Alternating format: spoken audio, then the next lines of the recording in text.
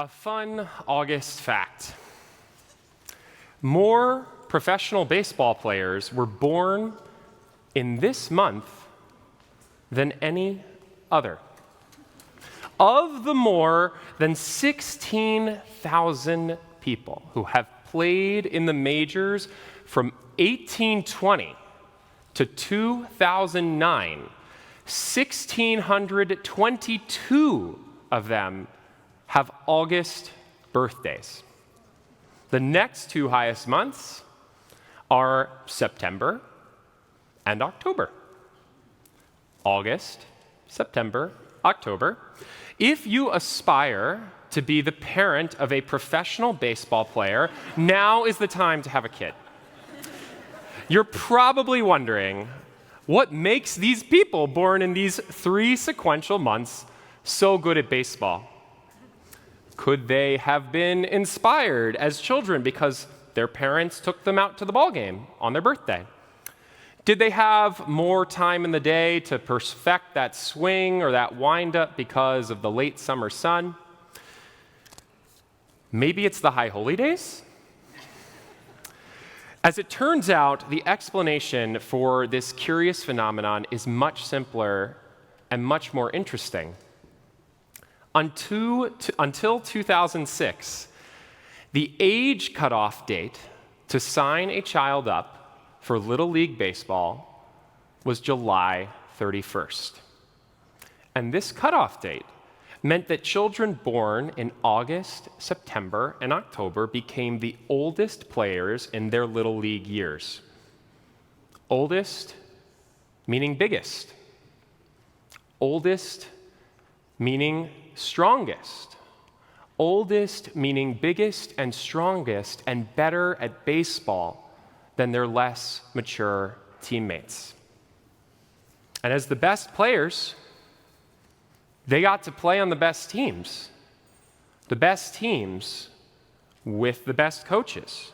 And the best coaches make the best players even better.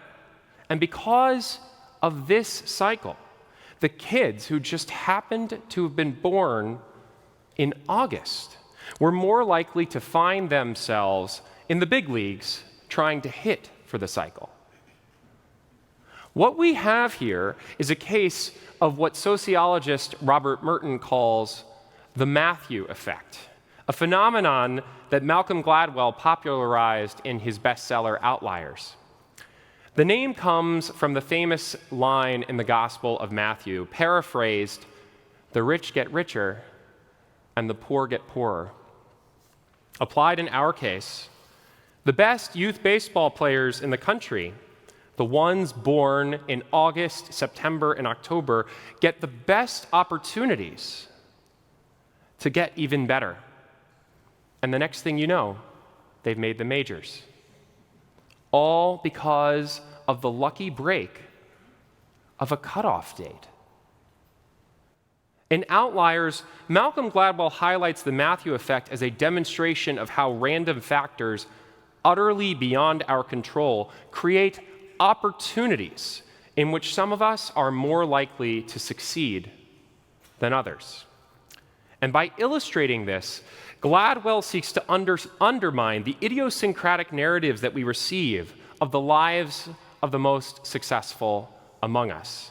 The tales of singular talents who rise from nothing to everything, who succeed because of their grit and gumption, because of their unparalleled genius or unusual gifts. Far too often, these fanciful stories conceal hidden advantages that were essential to the person's success. Hidden advantages that were simply dumb luck. Hidden advantages like being a baseball player born in August. In Parshat Ekev, we find the children of Israel on the border of what promises to be the greatest triumph of their lives. At long last, after 400 years of slavery, after 40 years of trekking through the wilderness, they're about to win the World Series of their wandering.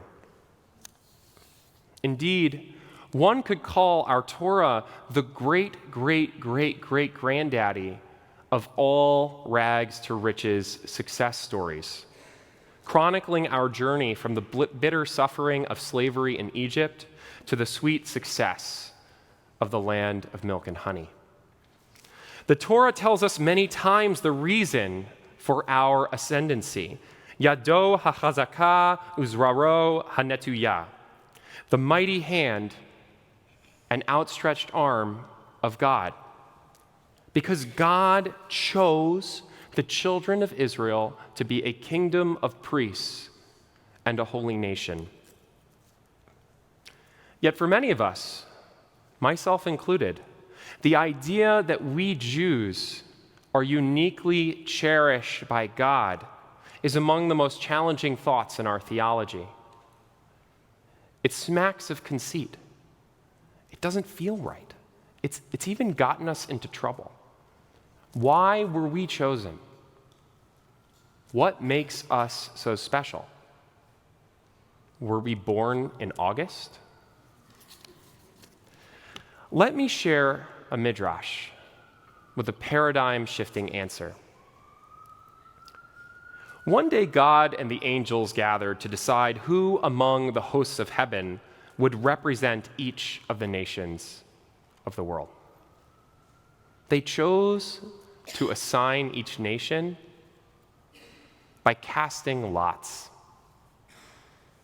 The first angel picked the Moabites, the second, the Jebusites, the third, the Edomites, and so on, until finally it came to God's turn to pick. And who should God's lot fall upon but the children of Israel? We won the divine lottery. That's how we were chosen. Dumb luck. The ancient Near Eastern equivalent of being a baseball player with an August birthday.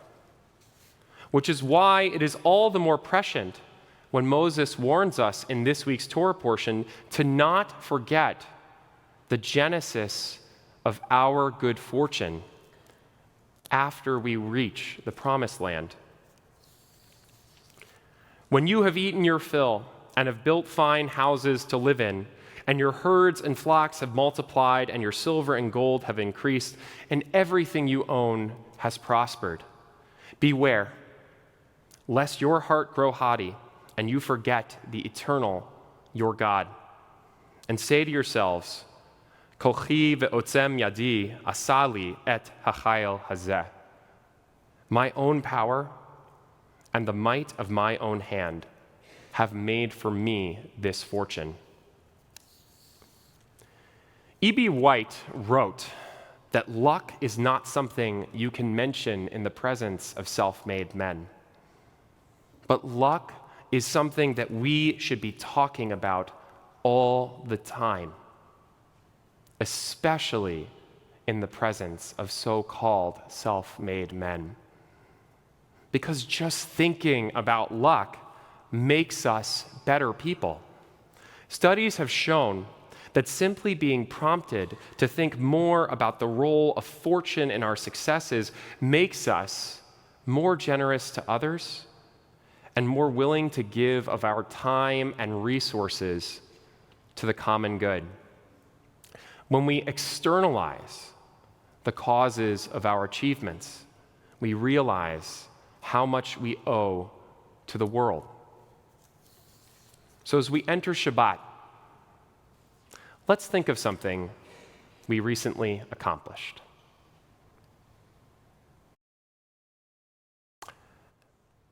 Now let's think of the factors beyond our control that contributed to that accomplishment.